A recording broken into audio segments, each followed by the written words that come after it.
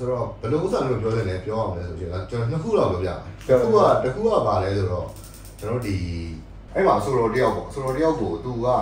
ဒီတချင်းကိုသူကပူလာဆိုရှင်သူရဲ့ series ထဲမှာလည်းထည့်ထားပေးတယ်series ထဲမှာလည်းကျွန်တော်ဒီဟိုပါပေါ့သူကိုယ်တိုင်လည်းအဲ့ series ကိုproducer အနေနဲ့ထုတ်ခဲ့တာပေါ့ဆိုတော့ဒီဆိုတော့ဒီကျွန်တော်ဂီတဟိုဟာလည်းပြောမယ်ဆိုရင်တော့တေးဆိုလည်းသူပဲproducer role မှာလည်းသူရှိနေတာပေါ့ဆိုတော့သူရဲ့ဒီတချင်းကိုသူဆိုခဲ့တဲ့တေးကြီးပေါ့ရေးခဲ့တဲ့တေးရတယ်ဒီတချင်းကိုစင်ပေါ်မှာမဆိုရပါဘူးဆိုပြီးတော့အဲ့ဒီဆိုတော့တားမြစ်တယ်ဆိုရင် notice တစ်ဆောင်ရောက်လာတယ်ဖြစ်စဉ်မျိုးကျွန်တော်ကြုံဘူးတယ်ဆိုတော့အဲ့ဒီမှာဘာတွေဖြစ်တယ်လဲဆိုတော့ကျွန်တော်တို့ကကြည့်တဲ့အခါမှာဒီချင်းကဟုတ်တယ်ကျွန်တော်ခုရှင်းမှပြောလို့လေသူပဲထုတ်တာသူပဲဆိုတာမူလဆိုတော့ဖြစ်တယ်မူလဆိုရှင်ဖြစ်တယ်ကာဗာလည်းမဟုတ်ဘူးဒုတိယမှပြန်ဆိုရတယ်မဟုတ်တတိယလည်းမဟုတ်ဘူးဆိုတော့အဲ့ဒါနဲ့ကျွန်တော် reaction တွေကိုတွားပြီးတော့တွေ့တာတွေ့တဲ့အခါမှာသူဘက်ကတောင်းဆိုတဲ့နဲ့တောင်းဆိုအောင်တဲ့ကိစ္စတွေကပါလဲဆိုတော့ဒီသချင်းနဲ့ပတ်သက်ပြီးတော့သူစင်ပေါ်မှာဆိုလို့ရှိရင်ဒီ performance right တွေမရတာလားတောင်းမို့လို့ရှိရင်ဘာကြောင့်လဲဆိုတဲ့ဥစ္စာတွေကို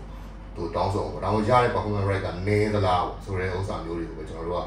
အရင်ပွားမယ်ဆိုတော့အဲ့ဒါမျိုးတွေပဲပွားတယ်ပေါ့ဆိုတော့အဲ့လိုမဟုတ်ဘဲနဲ့သူကဒီသချင်းကိုလုံးဝစင်ပေါ်မှာဆိုလို့မရပါဘူးဆိုပြီးတော့သူကတားတာမျိုးဖြစ်သွားတော့နှစ်ဖက်ညှိနှိုင်းလိုက်ကြတယ်ဗျညှိနှိုင်းတဲ့အခါမှာတကယ်တော့အဲ့လိုတားပိုင်ခွင့်ကမရှိဘူးဘာကြောင့်လဲဆိုတော့ဘူလာအဆိုလိုတော့လည်းဖြစ်နေသူ series မှာလည်းပါနေတယ်တူမှာလည်းဒီထုတ်လို့သူနေရာမှာလည်းသူရှိနေတဲ့အခါကျတော့ကျွန်တော်တို့အဲ့ဒါကိုတားလို့မရတဲ့အခြေအနေတစ်ခုဖြစ်သွားတယ်ဖြစ်သွားတော့နှစ်ဖက်ညှိနှိုင်းလိုက်ကြတယ်ဒီတချင်းကိုစင်ပေါ်မှာဆိုမယ်ဆိုလို့ရှိရင်တော့ကျွန်တော်တို့ဒီ performance right တွေကိုမှန်မှန်ကန်ကန်ရအောင်ကျွန်တော်ပေးမယ်နောက်တစ်ချက်ကကျတော့ဒီဟာနဲ့ပတ်သက်ပြီးတော့ဟိုဘယ်လိုခေါ်လဲ performance right နဲ့ပတ်သက်ပြီးတော့ဗောနော်ဒီရမယ်ဒီငွေကြေးကိုလည်းတတ်မှတ်တဲ့ငွေကြေးဘယ်လိုရှိတယ်လဲပေါ့ဟိုအဲ့ဒါကိုလည်းကျွန်တော်မေးမြန်းပြီးတော့ညှိနှိုင်းတယ်နောက်တစ်ချက်ကကျတော့ဒီသချင်းရေးထားတဲ့ရည်ရွယ်ချက်ကတော့လူလည်းနားထောင်သိတယ်ဆိုတော့ဒီသချင်းရဲ့ရည်ရွယ်သချင်းရည်ရွယ်ချက်နဲ့သချင်းရဲ့ဒီတန်ဖိုးပေါ့အဲ့ဒါကိုရုပ်ရော့သွားစေနိုင်တယ်လို့ယူဆရပွဲရှိတဲ့စင်မြင့်ဖြောပြပွဲတွေမှာတော့မဆိုပါဘူးဆိုတဲ့ကတိကိုတော့ကျွန်တော်တို့သူနဲ့ဟို agree လုပ်လိုက်တာပေါ့ဆိုတော့အဲ့ဖြစ်စဉ်တစ်ခုကြုံနေဘူးတယ်ပေါ့ဒီဟာတစ်ခုပေါ့နော်နောက်တစ်ခုအနေနဲ့ပြောရမယ်ဆိုရင်တော့ကျွန်တော်တို့ကဒီတီးရဲ့တချင်း DJ တီးတဲ့ကလေးတွေနဲ့သက်ဆိုင်တဲ့ကိစ္စပါအဲ့ဒါကတော့လောလောလတ်လတ်ပဲဖြစ်သွားတာအဲ့ဒါပါလဲဆိုတော့ဒီတချင်းတီးရဲ့ညီလေးတယောက်ကတရုတ်ဆိုတော့တယောက်ဆိုထားတဲ့တချင်းကိုတရုတ်ပြည်မှာဆိုတော့တရဝင်ဝယ်ထားတာဝယ်ပြီးတော့သူကဒီတချင်းကို remix ပြန်လုပ်ပြီးတော့ပါပြီးပြန်ပြီးတော့တီးရပေါ့ဗျာတီးရဆိုတော့တီးရပေါ့တီးပြီးတော့ဒါနဲ့ပတ်သက်ပြီးတော့သူ